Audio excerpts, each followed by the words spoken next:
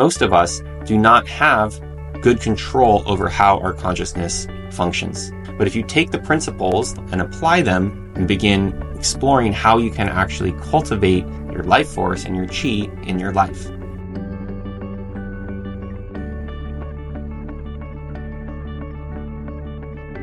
Hey everybody, it's Gabe Crane again with Woven Wings, and I'm excited to be making you a video today going into some of the understandings about Qi, this magical substance, this life force energy that is at the base of all sorts of martial arts, Qigong, Tai Chi, Aikido. So there's some 4 key pieces that we're going to be handling, and I want to give you that overview before we get much further. Okay, the very first thing that we're going to be looking at is the notion of a profit and loss balance sheet for your energy. We're going to look at the nature of that and what gives us energy and what takes energy away. We're going to be looking at 3 key principles that can help you begin to apply your own cultivation of your energy, your Qi, in your day-to-day life. So those 3 principles are that energy and consciousness are connected, 1. 2, that when you focus inward, you begin to restore. And 3, that inspiration itself has some sort of energy inside it that can begin to become a guidepost in our life. Let's flesh out these ideas and dive right in. So first and foremost, the energy balance sheet. This should be a fairly obvious thing to figure out and look at as I explain it, something that we're all dealing with all the time. Some things give us energy and some things take energy away. We restore through things like sleep, eating, doing nourishing activities, all right? Taking time. Mindfulness can restore us. Exercise can restore us. But at the same time, if we actually look at even those activities closely, those activities also take energy to manifest. So we're often in situations where we have to actually input some energy in order to get more energy back. And that's true with any sort of activity. If you want to build a Qigong or Tai Chi practice, it can be hard sometimes to manifest the energy to actually do the activity that you are wanting to do. Once you do the activity, at the end of it, you're going to feel great. You're going to feel like you have a bunch more energy. However, you have to be able to climb that initial threshold. And so for that, we have to really be looking at, well, what are our energy ins and outs? If you really start to look around, there's lots of things that take our energy. Living, just existing, takes energy, and everything from being distracted, watching TV, going to work, driving, all these things take energy. There's a lot of internal things that take our energy as well.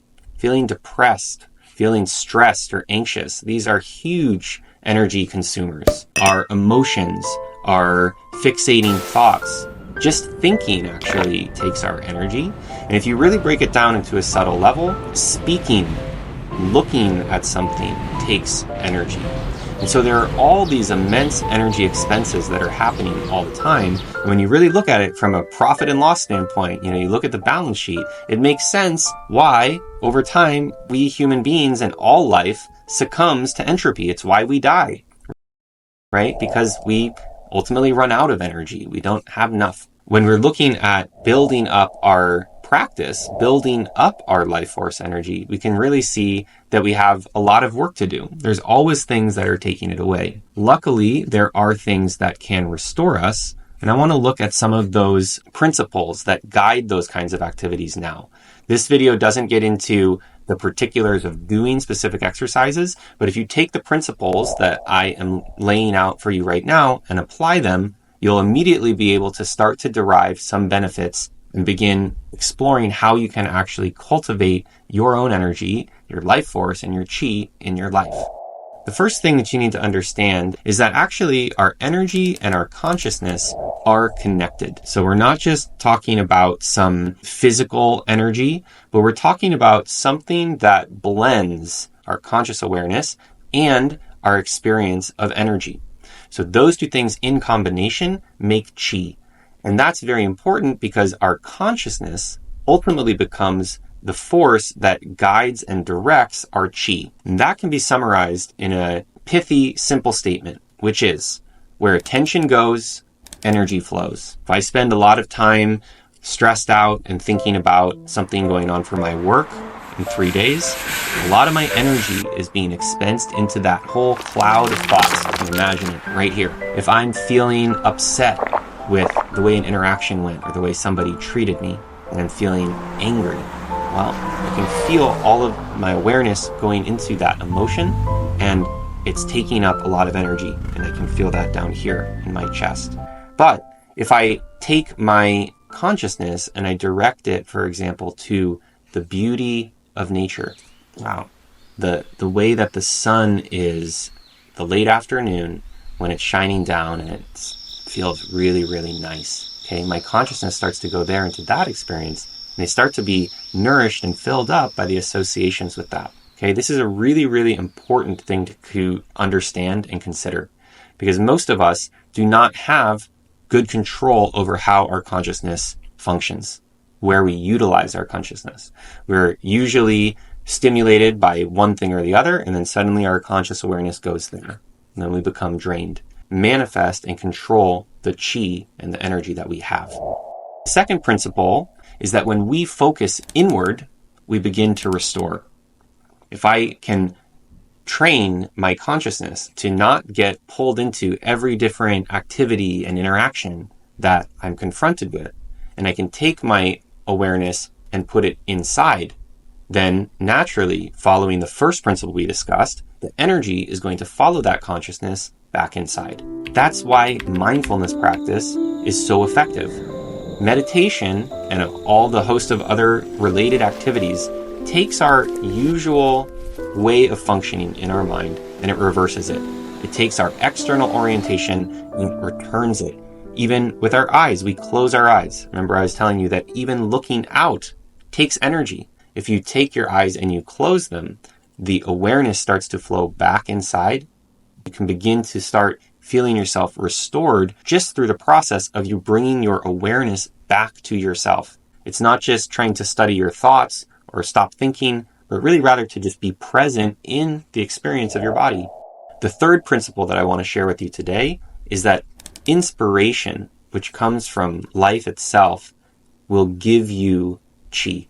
The things that you find inspiring or exciting, that create possibilities in your life, that make you feel happy, that make you feel like you want to go do something, you want to follow those impulses. Sense and feel the feeling that it gives you on the inside.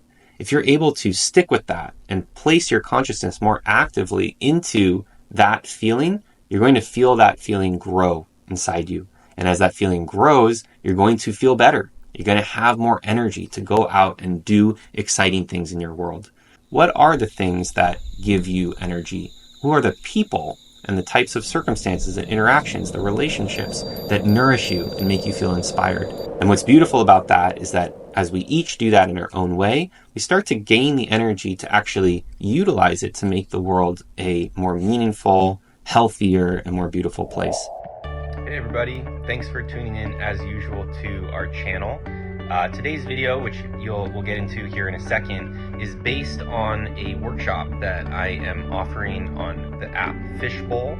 And if you are interested in what gets discussed here around Qi and life force energy and the balance sheet of your own personal energy, join me next week, Wednesday, on April 24th by downloading the Fishbowl app and registering yourself as a verified member there.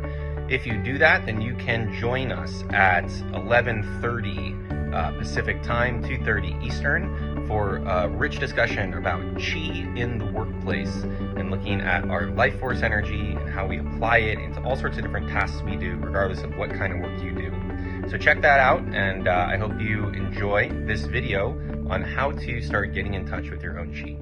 Take care. Okay, so I hope that this is helpful to you as you engage this practice, and I will see you next time for a deeper dive in the next steps in how you can develop your Qi and make it work for you in your life. All right, thanks so much for tuning in, and I'll talk to you next time.